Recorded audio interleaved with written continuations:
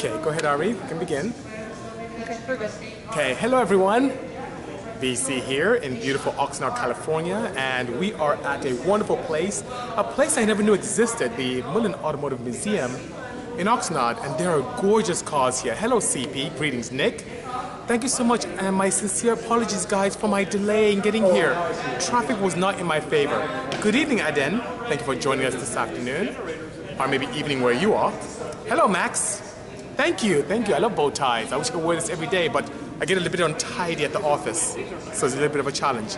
Hello GT3, greetings. Hello Gareth. Thank you so much for joining us. Vancouver, Canada. Thank you for joining us from Canada. Good seeing you. Hello Jason, how are you? Hello Professional. Texas is in the house, thank you so much. And for those of you on YouTube, thank you so much for joining us. I'm here in Oxnard, and what we typically do with the Bisimoto Tech Tuesday is we have different places, mostly in our shop, but maybe very nice venues. And we have people who write in questions, and we answer them live. And also, questions that come to us firsthand, we take care of them. From the Czech Republic. Thank you so much for joining us this afternoon from Europe. Appreciate that. Good morning, James. Hello. Boyle Heights in the house. Thank you for joining us. Yonkers, New York. Wow, you guys are from everywhere. You're in the UK. Good seeing you. Yes, nighttime. Absolutely. Hello, Insta. Hello, Kuna. Vegas. Yes, I'll be at SEMA just with 5 vehicles, which is pretty cool. And as you see, there are gorgeous examples of cars here. I'll get out of your way so you can see that. Beautiful, beautiful cars. And when we're done, we'll have a nice sneak peek around the premises to see the beautiful stuff we have. Hello, Sam. Thank you. Sam, I love bow ties. Thank you so much. Sal, my neighbor. Good seeing you. Gareth. Yes, it is. Look at how beautiful that is. Gorgeous. And we're going to have a nice chap come in and join us later on who tell us all about this wonderful specimen behind me. Integra. I don't think Honda will be very happy with me doing Integras because they don't make them anymore. You know what? That's cool. I think that's a good idea. I may just do that, you know? Yes. Yes, absolutely. Hello, Subo. Okay, so guys, as you may see, Ariana's right here behind me. Let me turn around so you can guys see her. There she is, waving. So we got a bunch of your questions coming in today. Thank you, Insta. Appreciate that. And Ari will have an opportunity to ask questions, and I'll answer those and the ones you have here. Thank you, JDM. You're very kind. I appreciate the kind words. For those of you on YouTube, JDM just gave me a nice compliment on my bow tie. Aunt, greetings. CB7. I love Accords, and the fact you boosted it, you're my buddy. Hello, SH. Hello, Dip and Deep. Okay, so Ari, what is the first question we have today so far? Okay, our first question comes from Professional Username. Professional Username, which is a very interesting screen name. Is it worth buying the newer Cayman 981 over the older Cayman 987? And do you make a turbo kit for either? So I'm planning, he's asking the 987 versus 981. Is the 981 that much better a vehicle? And here's my opinion, my professional opinion. If you're going to modify your vehicle heavily, definitely the 987 is much more tutor friendly, especially 987.1, which uses the port injection. But if you have an opportunity, thank you, I am Jose. If you don't plan on doing any heavy mods, let's say you just want to do standard header, intake, exhaust, the creature comfort and improved power on a very mild basis is very nice with a 981. But if you're going to end up going crazy with turbocharging, like you just asked about the kit, by all means, 987S, the 987-1 is ideal, you know? Hello, Stocky. Thanks for joining us this afternoon. I appreciate that. I probably will check your feed out. Hello, Ben. Good seeing you as well. And thank you for that question, Professional. Appreciate that indeed. Okay. Okay, we have a question from AJ. AJ. I don't know if he's here or not, you know? I haven't seen him. How does car insurance work for modified cars in the U.S. as a car lover and business owner? Like in the UK, do you have to declare all of your mods to your insurers in order for it not to be void? And does it become massively overpriced as a result like it does in the UK? So AJ is asking about insurance, especially here in the United States, in regard to modified vehicles, and especially, I'm sure, even cars of this magnitude, which are very, very exotic and very expensive. In the US, you have to declare every component that's in your car if you want to get it insured properly. If you don't, and your car gets into a mishap and you have to get it replaced, they will replace it with a stock car. I'm great, Emil. How are you? Good seeing you indeed. I would love to do something with BMW, but it will highly depend on my relationship with them, which I don't have one yet. But you never know tomorrow. Thank you, Aki. Appreciate that. And above and beyond that, to expand more on what AJ mentioned, for me, I declare But for my classic expensive vehicles, I use a company like Haggerty, and I do give a list of everything we do. And because Haggerty does insure classic cars and high-end vehicles, and most of those owners are very responsible, the insurance rates are not very high. So not only do you have the advantage of a great coverage opportunity and also great service, you don't have to worry about the crazy expense because most people who own those cars aren't very irresponsible. So because of that, they don't pay out too much, so the rates are very nice. And most cars of this nature, you know, the Bugatti behind me and many around here, those vehicles are also covered by Haggerty as well, which is nice, you know. Well, the challenge with a fixed policy, Sal, is if you get into a mishap that is above and beyond your umbrella, you are physically liable for it, personally liable, which is kind of scary. Anyway, but the DMV allows you to do that. You can even have 50,000 account and use it for it to cover. But for what I do insure them properly for the proper value, and I do elect to use insurance companies like Haggerty to cover me, which is pretty nice, you know. Aunt Dilla, I'm going to answer that. That's a very good question, what I think about the STI and the WRX. Let's get to that in a moment, okay? Well, Aden Good, that is a long, long question. Hang tight. There's so many reasons why that could be the case. We'll get to that in a moment. Okay, Ari, what else do we have? We got a question from Dippin' Deep 1. Dippin' Deep 1 has a question. Hello, Fox. Even with a standalone computer, how do you put a knock sensor on each cylinder for a B series? Okay, so he's asking for a B series, how do I put a knock sensor in a standalone? And it depends on the standalone itself. So I don't like to use separate entities for knock sensing. I like to use something that can allow me to do a feedback mechanism in the ECU. So that being said, I'm a big advocate, of course, many of you know, for AEM, the Series 2, and especially the Infinity. And it's a very simple way to determine knock per cylinder. So if you look at the 720 degrees that exist in the full auto cycle rotation, each of those have a window for firing order for a cylinder. If you time it properly, a knock event, it can fall within a window and can tell you what cylinder is knocking, which is very nice. So that being said, I typically use a window of 0 to 50 degrees in terms of crank rotation, and I assign that window to each cylinder. So when I see knock, I know it's that cylinder, and then I can assign a knock floor that's unique to that cylinder and initiate a very nice protocol to add fuel and retard timing to keep the engine safe. You can do that with Series 2, but it's not as clever as Infinity because the processing speed is not as fast. I also tune a lot of Hondata, but it doesn't allow me the ability to do that in a very nice manner. It's more of a global knock sensing that's intertwined in the factory setup. But the AEM is the way to go, which I love so much. Reggie's talking crap about Haiti. I should start around here. Reggie's talking crap saying that your head won't fit in the screen, which is pretty interesting. That your head won't fit in the screen. But anyway, does the check engine light come up at high RPMs? That's pretty interesting. See, it did fit, Reggie. Oh, that's a very good question. So it depends. Is it set up as a... I typically use a check engine light on, let's say, EMSs or Infinities or Hondadas to denote a shifting need or like a shift light. You can also use it as a speed governor light to say, hey, you're going too fast. So it depends. If you are using a factory ECU and seeing a check engine light at high speed, something else is going on, which is pretty interesting. I am well, High Classic Customs. I hope you're doing well. Thank you so much. I look shocked or sharp, but I appreciate that. Hello, Flex. Good seeing you. Hope your family is doing well. Thank you, High Classics. Appreciate the kind words. We love you too, Reggie. And we just passed by you. If we didn't have to pick up in Kira, we'd come by and see you. So, Jason Dorothy says his VTEC does not engage on his GSR motor. Any help? And I think we had another question about Z6 and VTEC not engaging. The number one cause for VTEC not engaging is oil pressure.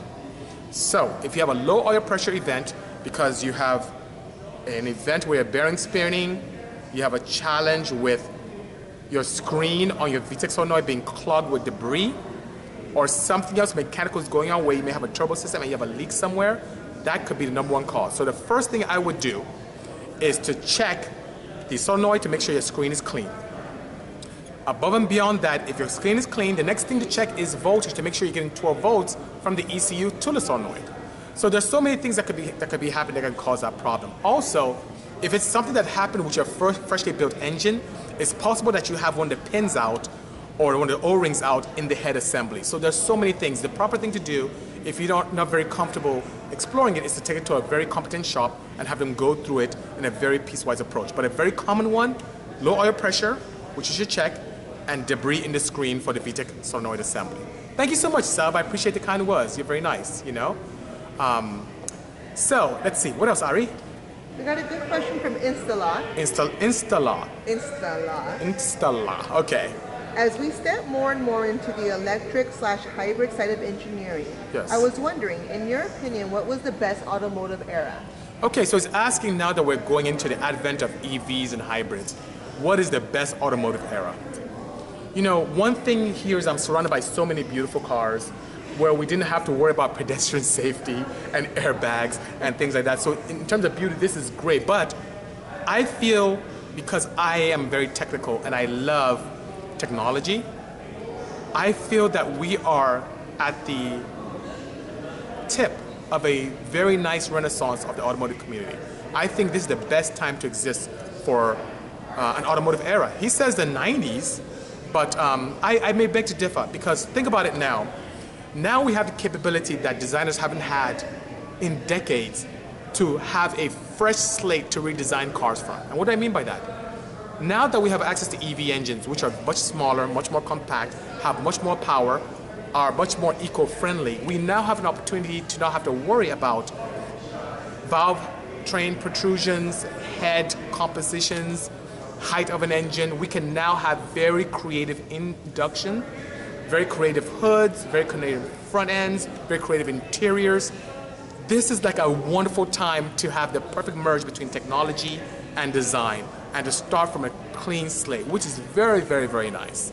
So that being said, it's absolutely fantastic to exist now. I think this is the best era in terms of style, design, and technology. Now, in terms of beauty, what we see here, I mean, what happened in the 30s and 40s is absolutely fantastic. The cars are absolutely gorgeous. And that's when many companies were tinkering, companies were propping up left and right all over Europe, and it was absolutely fantastic. But I like right now, you know? So AJ, you say you beg to differ, but fossil fuels are really not very clever in terms of being able to allow a very conducive environment for us to breathe and for plants to reside in, and so on and so forth. And I understand where you may be coming from, which is we need to use fossil fuels to power that, but there are other alternatives, and the fact that many countries are very slow to react is not the fault of the EV revolution. Meaning, we can use wind, we can use solar, we can use aqua or hydro to power sources to allow us to use EVs. You cannot do that with an internal combustion engine. So that's a bit of a challenge, you know? So that being said, I may disagree with you on that front, which is pretty nice. So, yes, Ari, another question, please. Got a question from Fox Design. Fox Design, you're here, which is very nice. Do you know how much horsepower will the OEM RT four-wheel drive drivetrain handle compared to the more modern CRV all-wheel drive setup? So I'm very excited as well, Installa, so thank you so much. And Fox was asking, Paul, by the way, is his name? He was asking, do I know how much the rear end of the RT4WD would handle? I don't know yet. I can speculate based upon what I've seen other people do, but you know how the scene is. People just do all kind of things and are not very forthcoming with their experimentation or how precise they were with putting things together. So for me, I definitely will explore that and have that information for everyone to learn from. So I'm going to play around with two rear ends on some of the projects coming up. I'm going to play around with the old school waggle van rear ends and also the newer stuff out of the Elements. So I will keep you posted, and you will see here and on my YouTube feed as well, which is pretty nice for YouTube people, you know. So Angry Wankel is asking, I'm a fan of Puro, which I am. What do I think of its use in Mazda rotaries? So if you're to use, my thoughts are, if you have a pre-mixed fuel system, then yes, by all means, Puro is the way to go. You can see significant benefits that we see with standard piston-style engines. But if you don't have the pre-mixed setup for your fueling, and you consume the oil in the crankcase into the combustion chamber or chambers of the Wankel engine, that is not the way to go, because it is a very high process synthetic and does not consume or burn like an organic would. Even though the organics don't give you the protection, for those individuals who still have a standard Wankel engine where it consumes oil as part of the combustion process, that's not the way to go. But if you premix your fuel, by all means, you'll see all the benefits of cooling, increased power, high shear stability, high resilience to heat, and high resilience to exotic fuels, which is all very important for our friends who'd like to have a lot of fun with the rotary engines. Hello, Daryl. Good seeing you. Oh, my pleasure, Fox. Thank you so much. EJ, I didn't quite see your question. But let's see. Oh, here we go. So EJ says he thinks he has a blown head gasket. Gray temperature goes up fast. Oh. So it's possible you have a blown head gasket, sir. So what you need to do is perform a leak down. That's what I do, and that would tell you. So to perform a leak down, I tend to take out every, in the coil and plug, I take out every coil. If you're just distributed, I take out every spark plug connection. Take out the spark plugs themselves. I open the crankcase via the valve cover.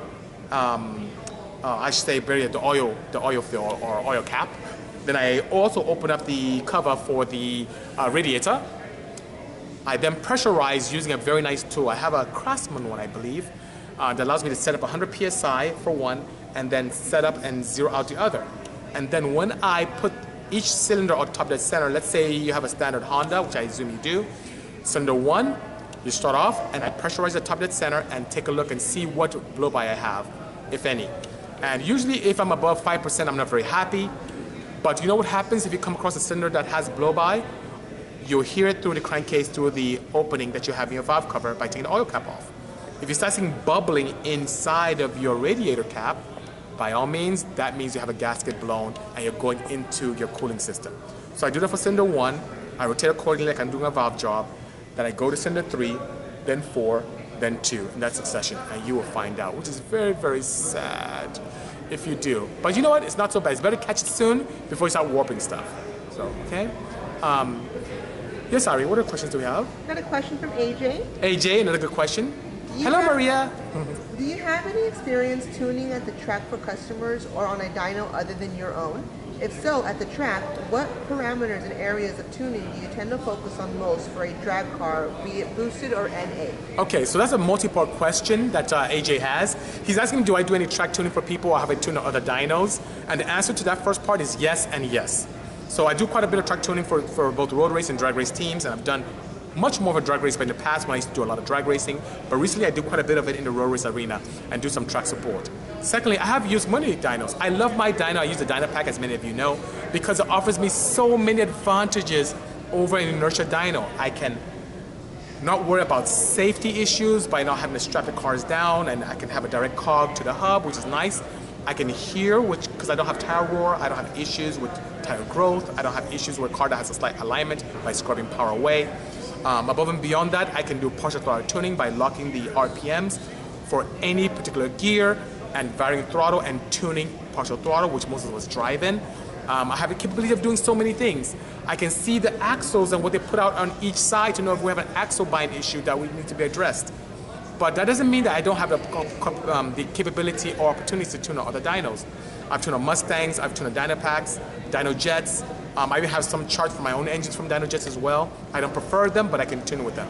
And even my good friend Daz, who's here from Pro Phoenix, he's seen me tune with other dynos across the pond as well in the UK.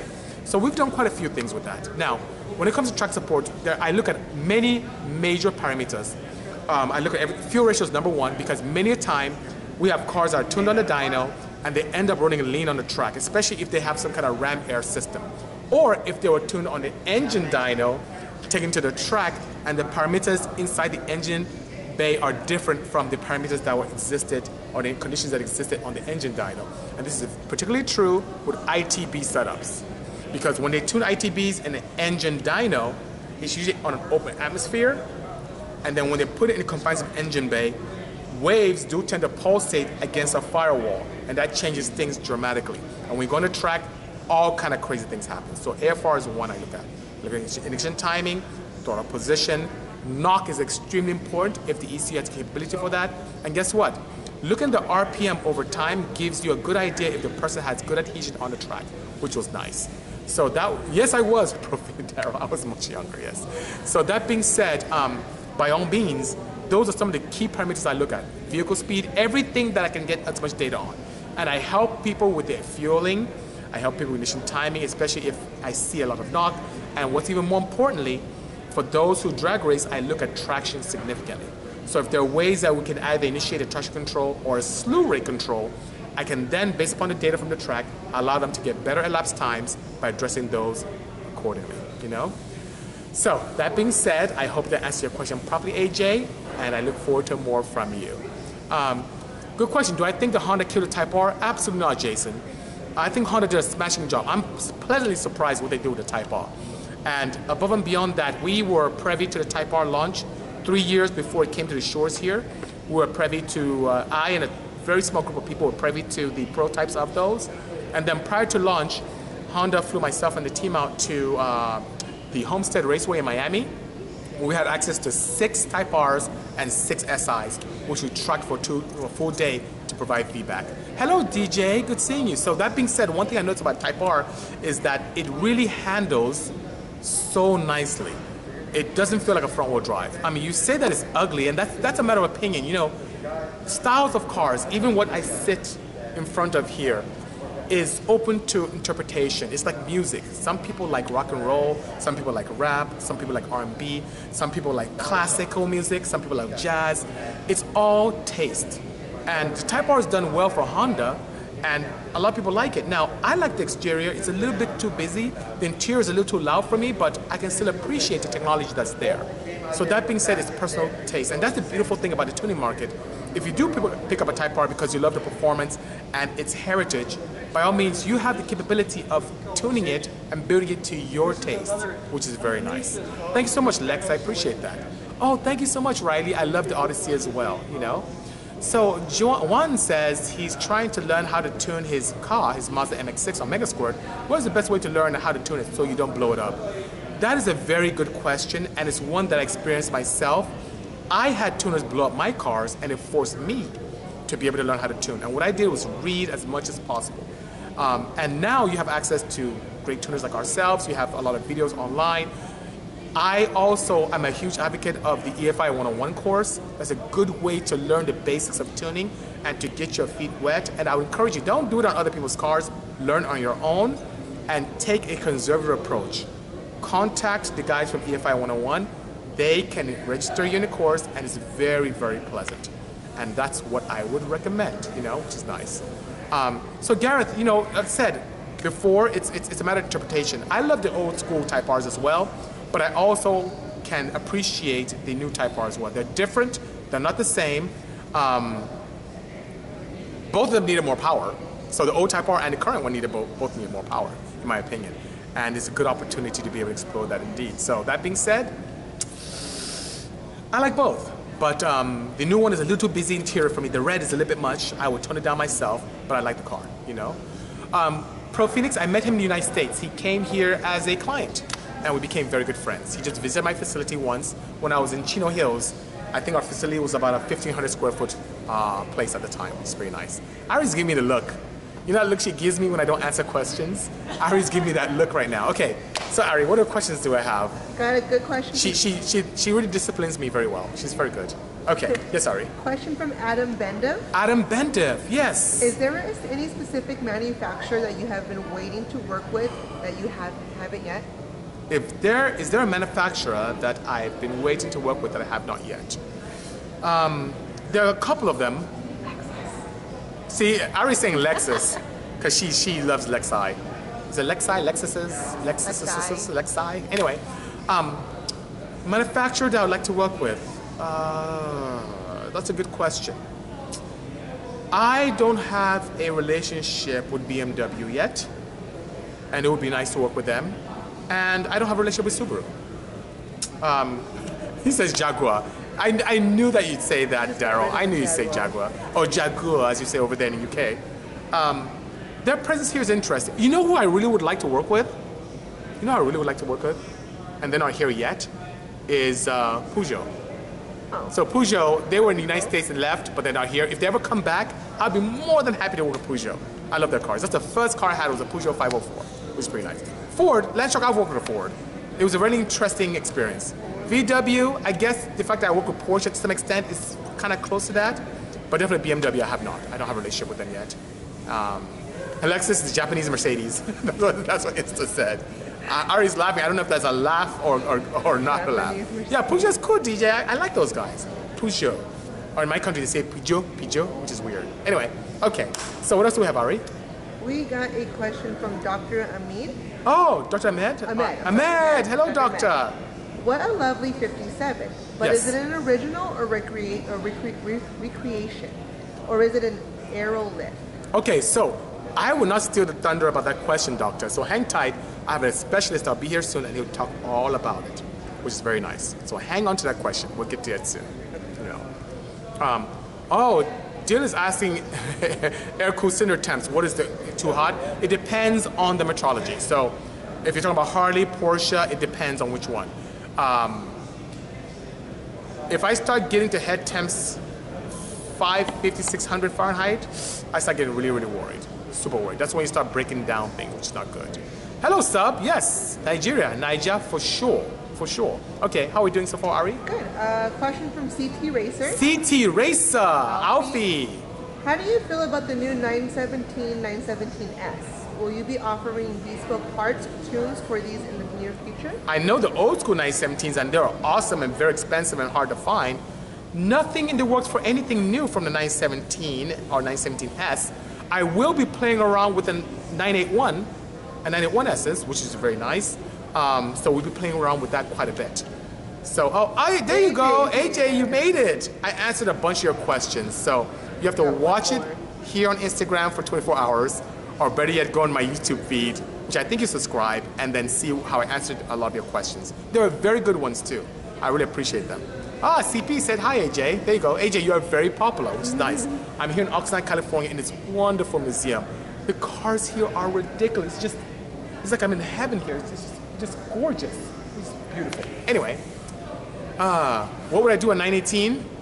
On 918, oh my God. So 918 is really cool because it's technology I like. It combines the advantages of an internal combustion engine and merges it with a hybrid setup. So I would, of course, address some of the shortcomings in the internal combustion engine, and then I would get access to the inverters on the hybrid side and crank out more power. Externally, in terms of aesthetics, I would not touch a thing. I really like how that car looks. It's very elegant. Even the wheels from factory look really good. I wouldn't do much, but definitely internal combustion engine modifications, and also the EV system I would address as well, you know. Juan has a great question. He says, building a motor on a budget, what would you say is the most important to least important in NA 4-cylinder setup? The most important is the cylinder head, period. The key to making power using atmospheric pressure is the cylinder head, period. So I would save up, invest properly in internal combustion engine head, and that's the key thing, saving up. You know, I talked about not too long ago, or I think a couple of sessions ago, about holes or something like that. I was like looking at me funny. Yes. And what I talked about is that you can't expect a lady who's not very pleasant, to become a good wife and mother for your children. You can't expect a whore to be a housewife. It's the same thing. You can't expect cheap parts to be able to do the job and create a reliable setup for you. So by all means, save up, get a proper head, port it, appropriately polish it, get a proper competition valve job, invest properly in induction, because everything has to work together, an exhaust manifold and camshafts. That's the way to start. Also, as you build this car, you have to protect it well. So using proper oils with high zinc is very important. So I use Pure Oil because it's absolutely the best compound I've ever seen. I've tried everything out there with the sheer stability and protection, and I've beat up on things and had problems on the track, and my bearings and camshafts are still very good. So I'm very, very, very, very pleased with that. The least important are cosmetic. So when you start polishing valve covers and powder coating them and etching on them, that's not very important. If you start coating your intakes with ceramic coatings where it doesn't really do much, that's not important. I would say, let's see, what else? Really more cosmetic stuff in the engine. Doesn't make you go faster at all. It's pretty interesting. Yeah, thanks so much, 17 Gen. Appreciate that. Okay, AJ, you're just being silly now because you know how I feel about those pistons. So Del Grant is asking, any reason why I like Boxer flat motors 4 and 6? I do, because they're very balanced. You know, the inline 4 engines, which we all are very accustomed to, inherently introduce a lot of vibration, which is quite unfortunate. But the flat engines are very balanced. You don't even need a dampener.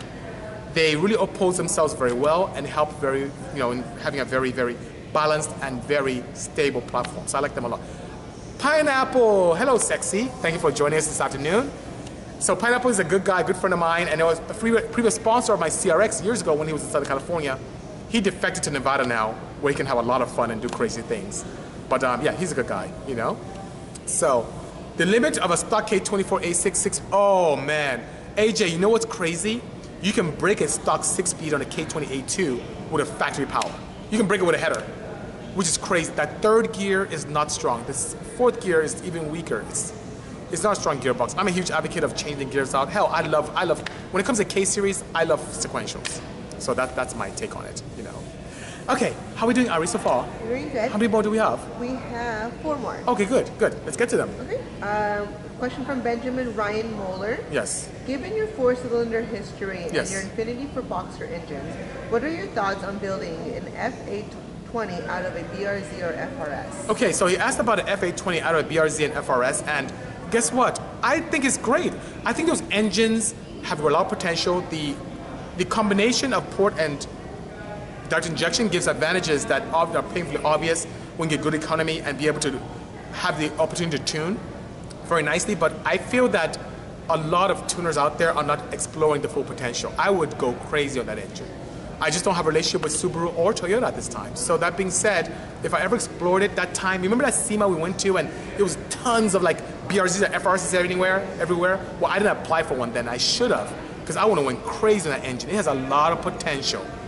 Thank you so much, Del Granz. I appreciate that. And I saw a question asked about the Mission E. I think the Mission E is awesome. It's Porsche's take on the EV car. And you know Porsche, they're all about the driving experience. They're very keen on engineering. I am gonna buy one and go to town. I love the Mission E.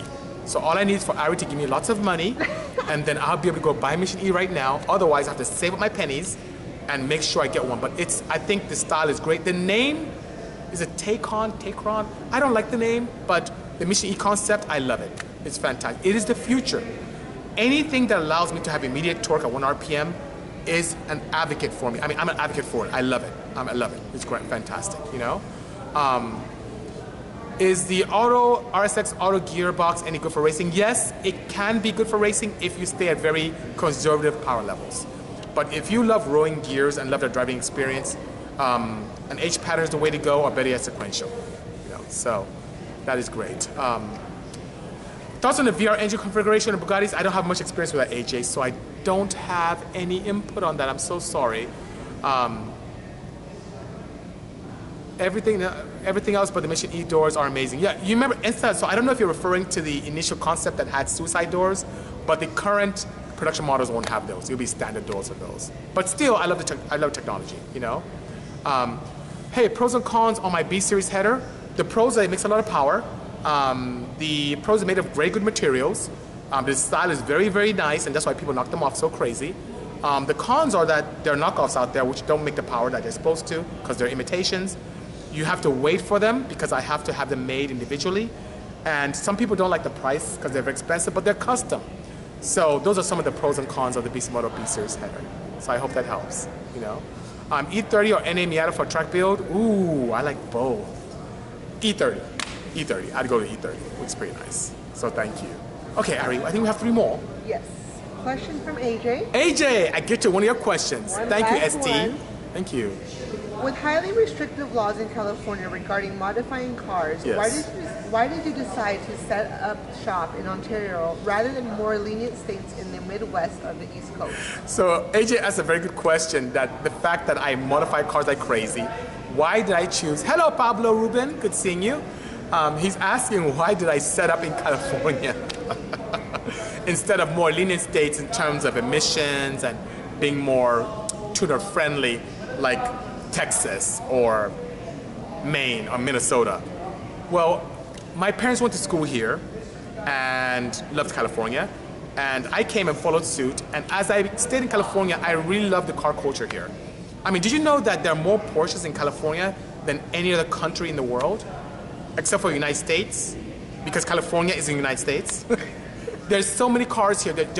And then if you think about the media, progressive people, just a melting pot. It's just great. I just love California. And where I reside is so convenient. And AJ, I'll tell you this, which is really cool. So I live in this city called Hacienda Heights. It's very nice. And I'm an hour from everything, literally. I'm an hour from the desert. I'm an hour from the mountains for snow. I'm an hour to the beach. It's very convenient. I can have any climate I want within an hour. I can go to Big Bear and I'm there. I can go to Mount Bawdy and I'm there. I can go to I can go a little bit towards Rabbit Lake and go to the desert. I can go to the beach. There's so many beaches. I mean, you heard of Santa Monica, Venice, Long Beach. It's just great. It's just so convenient. That's why it's so expensive to be here. So because of that, it's a necessary evil that we deal with a lot of craziness in terms of cost. But I do. Oh, Sal said I shouldn't tell people the secrets. Yes, Sal, California is great. It is expensive, but it is very convenient. And you know what? We love working hard. We have a good time here. And it's a melting pot. You get immersed in different cultures and different people. And it's just really nice, you know? So it's really nice. Best exhaust system for an Integra GSR motor, in my opinion, custom. A custom exhaust system using like a Burns muffler or a Bisimoto pulse chamber or something like that. I'm a huge advocate of custom units. And it's cool having, you know, mass-produced ones, but I like custom stuff, you know? So, how many more? 2 more or 1 more? 2 more. Okay, let's see what we have. Dippin' Deep 1. Right. Okay, I think I have a good question here from Anna. Let me get to Anna's question. Why did I choose an Ioniq? What did I think about the new Veloster that's coming out and the Veloster N that's coming out soon? So Anna, I like the Ioniq a lot. So I love the interface that exists with their connectivity on the dash. It's a very clever system that accepts both Android and Apple Play, which is really cool. It is, in my opinion, the most attractive, cost-effective hybrid. So there are hybrids out there from Toyota, but they're not very attractive. They look like spaceships. I don't like that look. In my opinion, the Ioniq gives me the capability of having great gas mileage. I fill up every 2 weeks, and I drive a lot. Literally, I fill up every 2 weeks. In California, gas is expensive. Standard unleaded, I think I spend like $30 to $32 to fill up, and I drive for 2 weeks, and it's very comfortable. It has a leather seats with the heated seats. It gives me so many creature comforts, and it looks really cool. And of course, in normal fashion, I have a wing on it, I have a splitter, I slammed it, but it's really a nice, comfortable car. So in terms of Veloster, I think the new design is way better than the initial first generation. It looks really cool, still has the 3-door application, and the N, not as fast as the Type R, especially in a straight line, but has some very nice European cues that I find very appealing. So I think it's going to give many enthusiasts an opportunity to have a lot of fun with a car that's cost effective, not break the bank, but also give them some very nice performance capabilities. I didn't tune one this year because I'm really slammed with crazy projects, but don't be surprised if I put one together very soon. I like those Velosters indeed. But I hope that answered your question, young lady, and if you have more, I'm here to answer them. Thank you so much, guys. I see all the thumbs up. I appreciate that. Oh, thank you, Jason. Thank you so much. Second gen Chevy Volt, I think it's cool.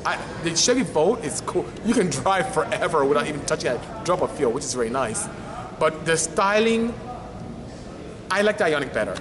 It just looks, the Ioniq looks more European. I like that. And the Volt looks kind of stale to me, you know. Thank you so much. I'm out here in beautiful Oxnard at the Mullin Museum. The people here are so nice, and when we're done, we're like 40 minutes into this interaction with you today, I'm gonna walk around and show you some really, really cool cars, which is pretty nice. Oh, I'll be more than happy, Savage, to help you tune that. If you can wait a little bit, we'll make it happen. Okay, so how are we doing, Ari? Okay, we got a question from Dippin' Deep 1. Dippin' Deep 1 has a question. Regarding spring pressure and seat pressure, yes. What's too high versus too low? Okay. What determines what's best for my application? I got a GSR head and I'm about to go to Port Flow. Okay. Doing stage 1 Bisimoto cam, okay. But also plan to turbo this very soon. Should I put a 95 seat pressure or even higher? He has a lot of questions, so it depends. So he's asking about seat pressure. What's too low, what's too high, open pressure, what's too low, what's too high. And this is where you rely on the cam manufacturer, in our case, us, with the Bisimoto camshafts. And also the spring manufacturer, and we do quite a few springs ourselves. Whether it's us, whether it's Supertech, whoever you use, you have to rely on their expertise to get you going. Because one thing that you don't want is float and bounce. I'll repeat myself, float and bounce. Floating is where your valve has a very uncontrollable motion by ski jumping off the tip of the camshaft when the cam's in rotation. Bounce is where the seat hits the valve, and instead of the valve just closing and allowing for a good valve event, it hits and bounces off. And that typically happens when you have low pressures as well. Now here's the other caveat. You can throw a lot of pressure at it, but what ends up happening is you start scrubbing away power, because it takes energy to overcome the resistance of a very heavy spring. But when in doubt, you want to go heavier than lower, because what happens in a low application where you have a very low seat pressure and low nose pressure, you have two things. Your horsepower falls off rapidly, and in a worst case, you can drop a valve and destroy your engine. While with high seat pressures, you can have unlimited wear onto your valve train, and most of the times when you have very heavy springs, you don't have a lot of play, and you can have bind very easily, which is pretty crazy, you know? So that being said, oh good, I'm glad to great that I got you away from cast stuff. It's not worth it, it's not worth it at all. Hello, Leo. So that being said, for us, 95 is actually okay, but it's more than just pressure. So the materials of the spring is very important.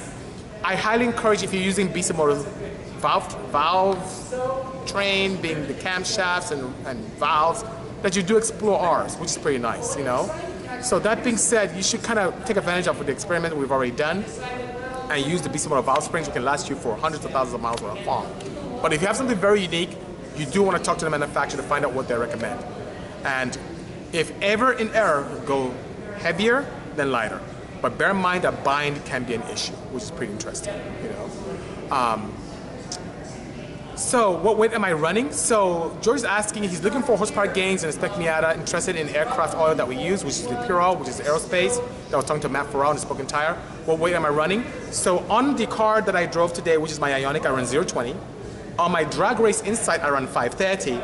On the Porsche, the standard air-cooled ones I have 1040 on those. And then my twin turbo application Porsches, I run 2050 in those. Also the 2012 Civic, which is a crazy aluminum rod motor, makes about 1,000 horsepower, I also run 2050. On my Odyssey, I run 530 on the Odyssey, which is pretty nice, because my clearances are very, very tight on that engine. Hello, Iken Nakedu Kekime. I hope everything is well. Good seeing you. Good seeing you. And are we good on questions, or we have one more? We have the doctor's question. Oh, the doctor's question? So we have a gentleman who's going to answer the doctor's question in a moment, but let me see what we have here. When building ahead and building it over time, in what order of the parts do I buy? Well, first thing I do is port the head. For me, I port the head and get the most reliable flow possible. Then I design a camshaft. And while I'm doing the camshaft, of course, springs and retainers come into play. And then as that happens, definitely when the head's getting ported, I explore larger valves. And that's when it happens when it comes all together. Leo says, hi, Ari. It's pretty nice. Leo. I think we lost our doctor, because we have a doctor here who's going to talk to us about the cause behind us. So I'll try and grab him in a moment. So let's see. To answer our other doctor's question, what was the doctor's name again? Do you remember his name? Okay, I'll find out first. Okay, let me try and get his attention. He is taking some photos. Yeah, try and grab him real quick. Someone's calling me and they shouldn't. And now I'm blank, of course. Sorry about that, guys. I got a call that came in from Minnesota. I don't know who's calling me from Minnesota, which is interesting. Good. Yes, I did speak Igbo. I speak Igbo very well, which is nice. Door prize drawing at this point. The first ticket is, the first item is for one There's a ticket drawing here. August 4th at the Mullin Automotive Collection in West LA. And the winner is Ralph Gidwitz. Ralph won, yay! If you are in the museum, please come to the front. So guys, there's a very nice giveaway that's happening right now, but I have a very special guest here, so forgive me, can you see me properly? Everything is good? Okay, hopefully you guys can hear me and see me properly. So I have a blank screen because someone called me during my session and they made blank on me. We're drawing for another ticket for August 4th to the Mullin Collection in West Los Angeles. We have a PA announcement going on. Jim Mitchell. Jim Mitchell won. And he just recently became a Mullin 1000 member today.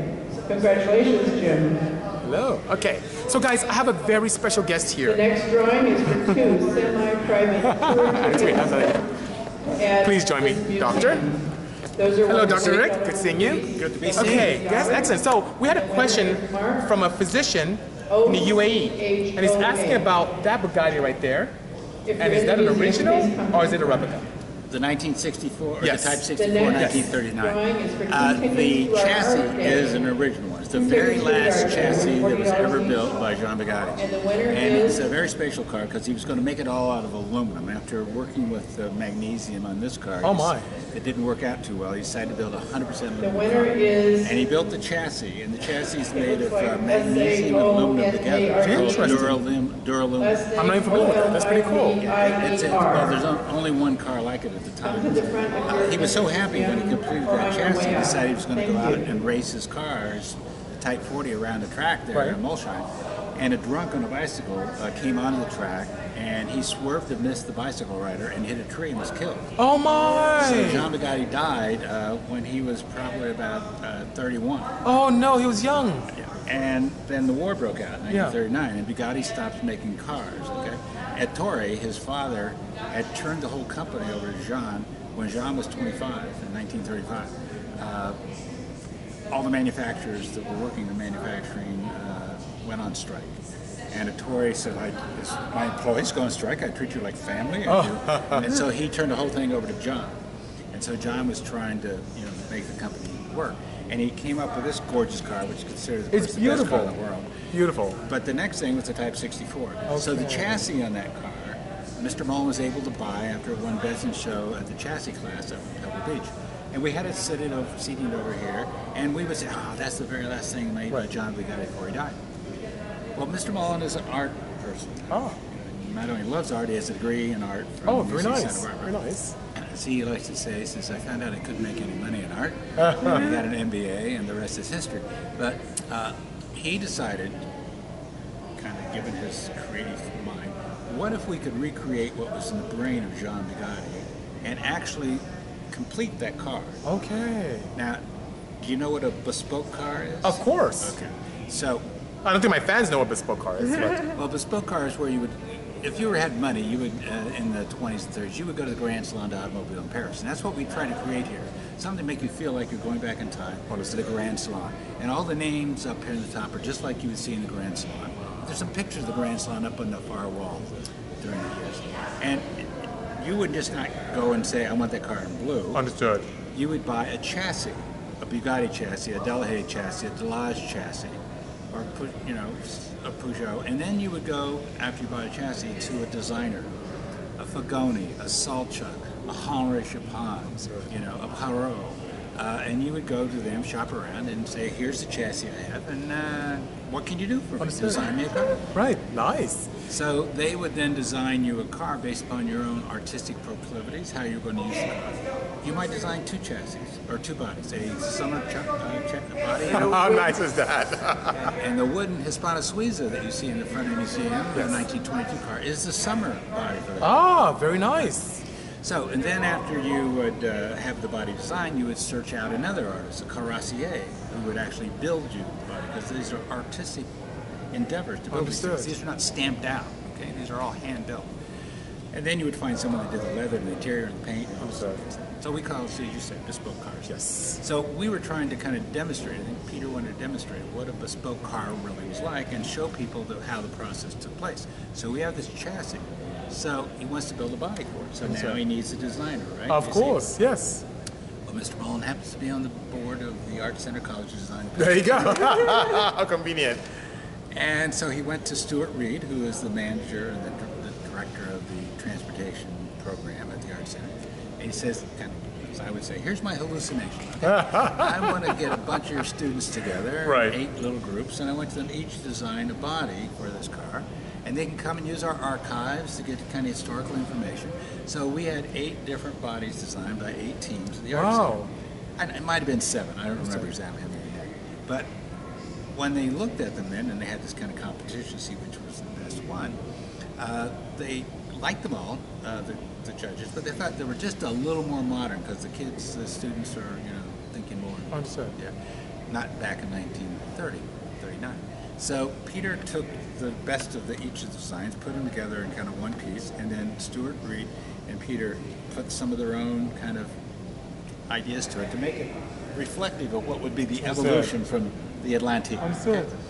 So, okay, now you have a chassis, and you got drawings, and then you do all the engineering mechanical stuff for the car. Now you need a carrossier. Oh. So he shops around and he finds the Metal Shaping Corporation out in Detroit, Michigan. Aha. And he gives them the contract to build that body Wow. for that chassis. But he has a caveat. You cannot use any technology that was not around in 1939. Oh my goodness. That made it really easy. Oh my goodness. So that'd be very challenging. very challenging. And the way you build these cars is you build, I kind of use this as an example. You use one piece at a time, one small little piece of metal, and you shape it, and then you build another piece. Well, in order to do that, you need what's called a buck. And if you look behind the car, you will see the wooden buck. That buck was built by the Art Center College of Design. Are you serious? And if you look, you can see a right rear fender. We had an extra fender built so you can see how they would use the buck to shape that fender. Very clever. Yeah. So that car is, like almost all the cars here, is a patchwork quilt of all these small pieces, in this case aluminum. And if you go up and look underneath the car, we didn't paint it, so you can go up and see all the welds that hold all these little patchworks together. Now, the amazing thing about that car is that it's much, much better than probably any of the cars in here originally were, because that car was never going to be painted. So you can cover up a little bit of stuff. You can, you know, even today they put body filler Of course, cars of down. course. So that car was designed to be shown perfectly, just like it is. Probably the best body in anything we have in here. And it's also designed with interior strength, so we can lift the body off the car and actually show you that beautiful duraluminum chassis with the car suspended above it. Wow. That's amazing, Doctor. Thank you so much. My pleasure. Thank you so much. And thanks for the great question. Oh, no worries. Yeah, the gentleman just said, how many years after this car was built did you... What? He's being silly. He's being silly. It says, great people, a blessing to humanity. Keep it up. I think they're talking about you. They love the look of older Bugattis. Very nice. Yeah, we do as well. Thank you so Doctor, thank you so My much. pleasure. Appreciate that. Okay. Thank you so much. Good luck. Enjoy. Thank you. So guys, what a great treat. So what we're going to do in a moment is we're going to go ahead and walk around this wonderful facility and see what we have. Jason said I should come down to Honda Fest in Connecticut next year. You know what? Maybe we can do that. We can do that indeed. William, that was a very naughty question to ask. That was very sad of you. But anyway, guys, thank you so much for interacting with me this afternoon. I appreciate your audience. I'm going to come out, close this feed down, and come back in, and we'll walk around and see what wonders exist in this wonderful museum. Thank you so much, guys. Take care, and have a great one. Cheers. And hello, Pino from Extreme Dimensions. I appreciate you guys. See you soon. Cheers.